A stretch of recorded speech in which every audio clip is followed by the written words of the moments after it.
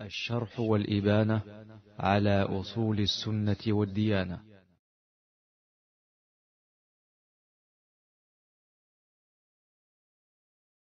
Parmi les premières causes qui peuvent pousser quelqu'un à délaisser la voie des pieux prédécesseurs, la voie des compagnons du prophète Muhammad sallallahu alayhi wa sallam, c'est l'ignorance même de cette voie.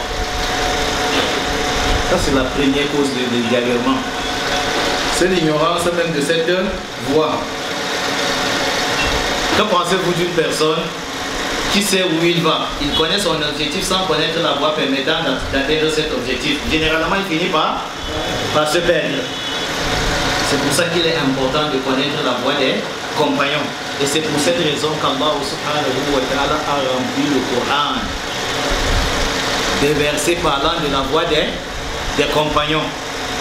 C'est pour ça qu'Allah subhanahu wa ta'ala dans plusieurs versets nous a parlé des compagnons. Or, nous avons l'obligation de lire le Coran, de méditer sur les enseignements du Coran et de mettre en pratique les enseignements du Coran. On ne peut véritablement être croyant à travers l'application de ces trois choses. La lecture du Coran, la méditation sur le sens de ces versets et la mise en pratique de ces enseignements. Or, l'ensemble de tout ceci nous conduit vers la voie des Sahaba, des compagnons du prophète Muhammad sallallahu alayhi wa sallam. Et on ne peut véritablement être croyant sans ces trois éléments. قال الله تعالى الذين آتيناهم الكتاب يتلونه حق تلاوته أولئك يؤمنون به. Ceux à qui nous avons accordé le livre, à qui nous avons attribué le livre,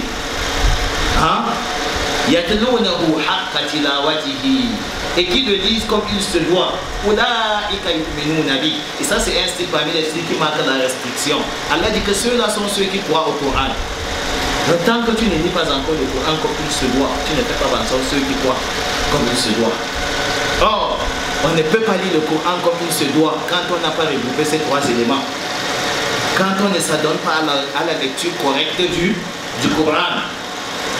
C'est pour ça qu'Allah subhanahu wa ta'ala, même au prophète Muhammad sallallahu alayhi wa sallam, lui avait prohibé de se précipiter dans la lecture. Lorsque Jibril disait قال الله تعالى لا تحرك به لسانك لتعجل به إن علينا جمعه وقرآنه يعني قراءته. Ne te précipite pas, parce que le prophète Muhammad sallallahu alayhi wa sallam, vous savez que la parole d'Allah subhanahu wa ta'ala est lourde, mais en même temps pleine de bonheur, pleine de miséricorde. Et c'est pour ça que lorsque le prophète Muhammad sallallahu alayhi wa sallam recevait la révélation, parfois il se précipitait, il voulait lire. Avant même que Jibril ne finisse, Allah lui a interdit cette attitude. Il lui a dit, ne sois pas pressé. C'est à nous qu'il revient de regrouper, de rassembler le Coran et de même que sa lecture. Donc on ne doit pas blaguer pour ce qui est de la lecture du Coran, on doit s'efforcer à lire comme il se doit, comme Allah subhanahu wa ta'ala l'avait récité, comme Jibril l'a entendu et comme il l'a révélé au prophète Muhammad sallallahu alayhi wa sallam. Ça c'est le premier élément. Et c'est pour ça que nous devons lire le Coran et d'apprendre le tajwid, à lire le Coran comme il se doit. Le deuxième élément, c'est méditer sur le sens des versets. قال الله تعالى كتاب أنزلناه إليك مبارك ليدبروا آياته. C'est un livre béni que nous avons révélé sur toi afin qu'il médite sur le sens de ces versets. Le but c'est quoi? C'est qu'on médite sur le sens des versets. Et quel est le but de la méditation sur le sens des versets?